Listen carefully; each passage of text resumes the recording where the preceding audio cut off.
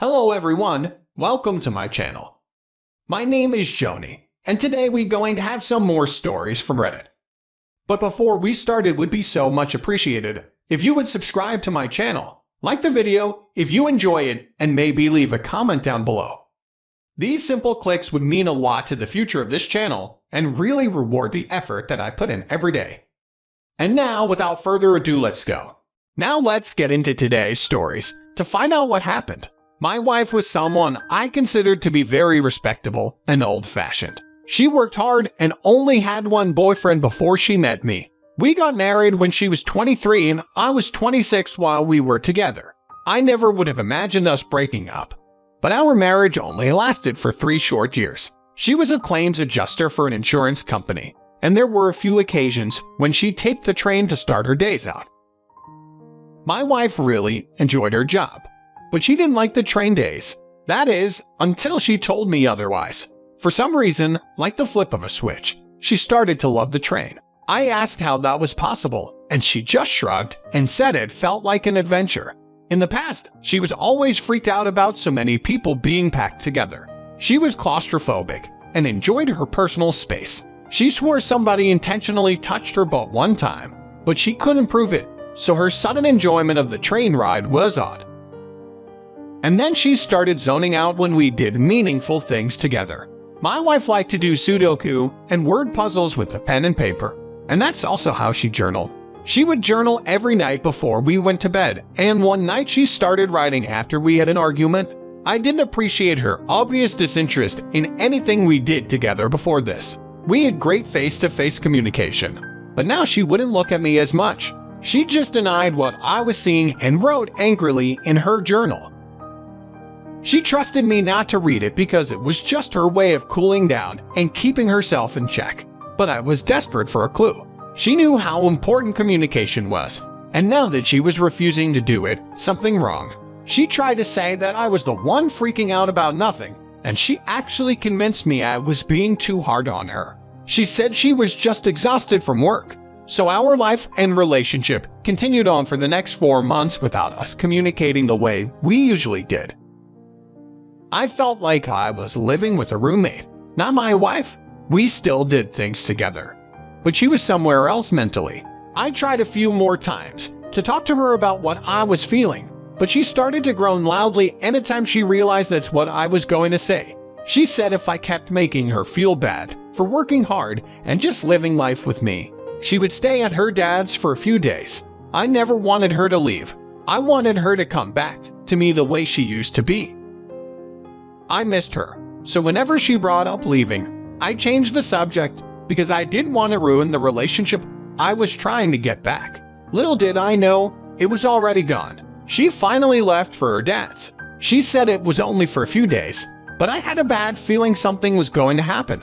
I decided to read her journal because she forgot it at her house. I instantly regretted all the trust I put in her and waiting so long to read it.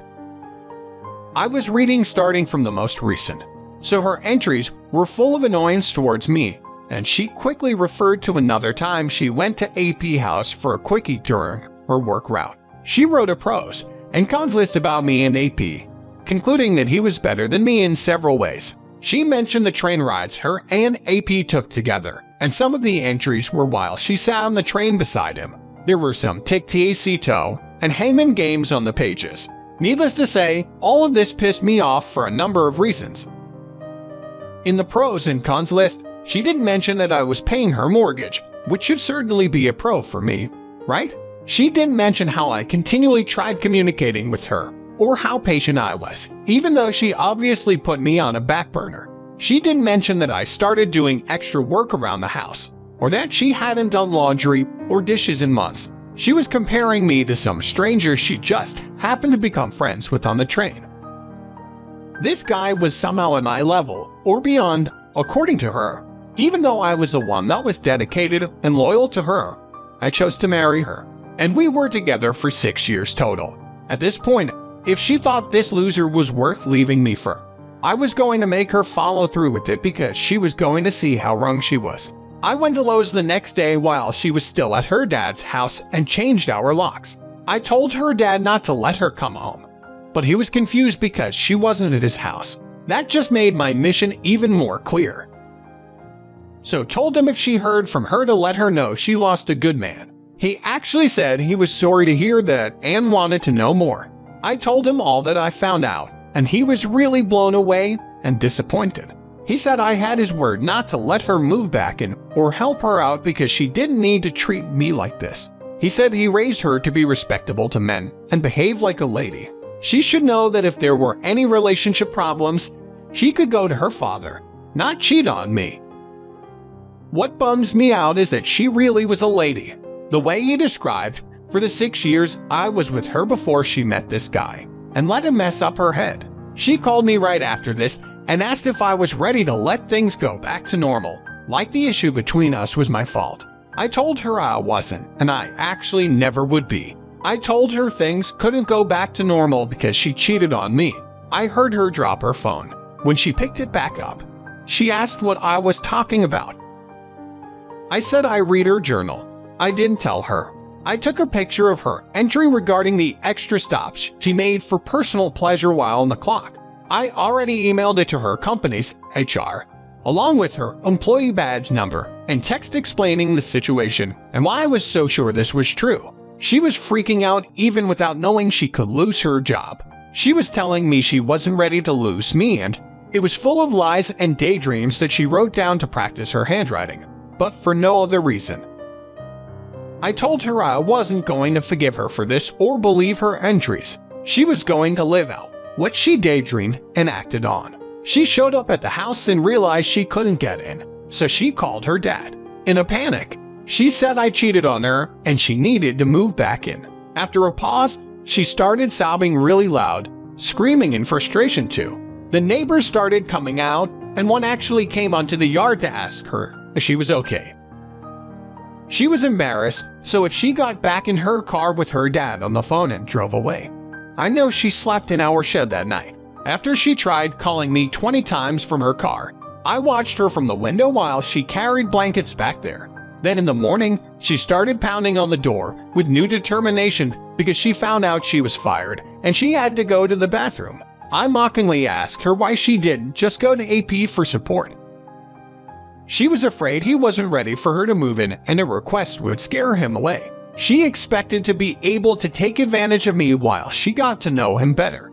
You have no idea how relieved I am that her plan didn't work out. I dared her to ask him while she stood in our yard. So she did, and it was painful to watch at first. She just asked if she could come stay for a while, and he said no. I started laughing while she explained that he was her only option because she was being kicked out by her husband for seeing him. He still said no. That guy knew what he wanted in life, and he didn't want her. Now let's get into today's second story. My girlfriend and I were dating for 2 years when her 25th birthday came around. This was the longest relationship she had out of several boyfriends. She wanted the theme of her party to be forever young, so a few of her close friends met us at a carnival. Some of her friends brought their kids. I was pretty sure I was going to propose to her.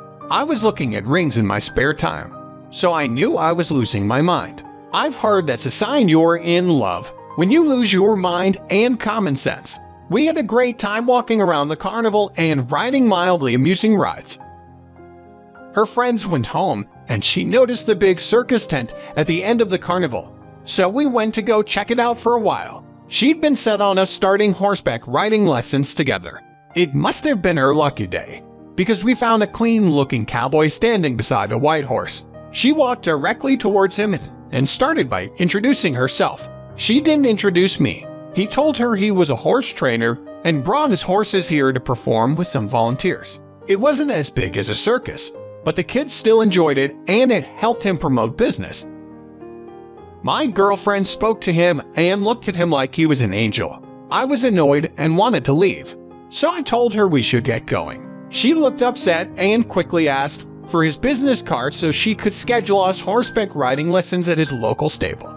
Life pretty much went back to normal as far as I could tell. Time passed by without her mentioning horseback riding lessons to me. When I finally asked about it, she seemed like she rehearsed how she was going to answer me. She said they didn't have enough beginner horses to do a double lesson. She paused before adding that she did still schedule a lesson for the next day. She said it hesitantly, like she was trying to gauge my response to that. I told her I'd still like to go along with her even if I wasn't on a horse. She asked why, and I said because I didn't want to miss out on spending time with her doing something she loved just because I couldn't do it too. She was speechless for a bit, and finally said she'd just cancel it because she wouldn't feel right letting me just stand there and watch. I thought that was really weird and unreasonable considering how flexible I was being. It was like she really didn't want me there at the stable with her and AP for some reason. So I let myself trust her to believe she canceled her lesson. She never lied to me before, and if she really wanted to be with me, she wouldn't start lying or go behind my back. I promised myself that if I found out anything weird was happening at all, I was going to break up with her, even if it was that she was just taking horseback riding lessons with this guy. After telling me she wouldn't, that was enough to dump her. Little did I know that she was already taking lessons. She started going a week after the carnival. She usually came over to my house at least 4 times a week for hours at a time, if not sleeping over as well. She had a place with a roommate she wasn't really fond of, but most of her belongings were at her adoptive mother's house. Whenever she came over, she smelled clean and looked fresh. I didn't see any signs she was in a stable or anything that would make me question her until she came over later than expected one day wearing a jacket I hadn't seen before that smelled like horses and had horsehair on it. I didn't notice that right because she hung it up as soon as she walked in. Her excuse for being late was that she got a flat tire and had to wait for AA to come help her. I told her she could have called me, but she said she didn't think I knew how to change a tire. That was just a woman excuse for her not wanting me to be the one to help her. But it wasn't helped either. After she went to bed more tired than usual, I saw her phone light up. I looked at it and I could see message previews. It was from AP. Programmed as the same name as the stable guy's name. It only said, "I've had a great time with you. You're great in bed." I couldn't believe what I was seeing. What were the chances he'd text the exact thing I needed to know? I decided I had to call him from my phone to talk. Since I couldn't unlock my girlfriend's phone, I found his business card in her horsehair jacket. I started by thanking him for changing my girlfriend's flat tire. He was confused as to how I knew that, but said it was no problem. I asked him if he just broke up with my girlfriend via text, and he hung up on me. He sent another text to her phone that said, "Sorry, our flame ruined your relationship. Don't come back for lessons." While my girlfriend slept, I packed everything she had in my house into 3 gift bags. I set them by the front door, and when I heard her getting up, I peeked into the room. She was frantically flipping pillows and the blanket, looking under the bed, trying to find her phone. She looked around the room and noticed me standing there. I asked what she was looking for, but she could tell by my tone that I wasn't happy or stupid. She silently looked at me and looked scared, like a child. I told her to come out to the living room. She met me out there, noticing the gift bags with her stuff and how clean my apartment was without her crap laying around. I handed her back her phone and told her to get out of my house. She had the gall to freak out on me, telling me she couldn't lose me and needed me in her life permanently. She expected me to be in her life forever. I told her she accidentally said the word forever when she obviously just meant until. She knew for certain that AP wanted her as much as she wanted him. She said he didn't mean anything to her and she wanted me. I said it's good he didn't mean anything to her because he just dumped her this morning. Her jaw dropped and she looked at her phone. That's when she really started freaking out. She was gripping her hair and shaking. I tried saying something to her, but she cut me off by screaming at me to shut up. I had enough. I kicked the gift bags out the door, making some of her stuff go flying. She stood there and rethought her life for an hour. She was throwing a fit. Eventually, she picked up her stuff and drove away. She didn't come back to my house again. I heard she went back to her crappy roommate and started fighting with her on a daily basis. Afterwards, they went to court over who should have to move out of the place, and my ex lost. She went back to her elderly adoptive mother's cluttered house. So that's the tale of how our promising relationship came to an end. because my girlfriend was a sleazy and selfish girl who refused to mature or accept that she was a liar who didn't deserve a man to commit to her.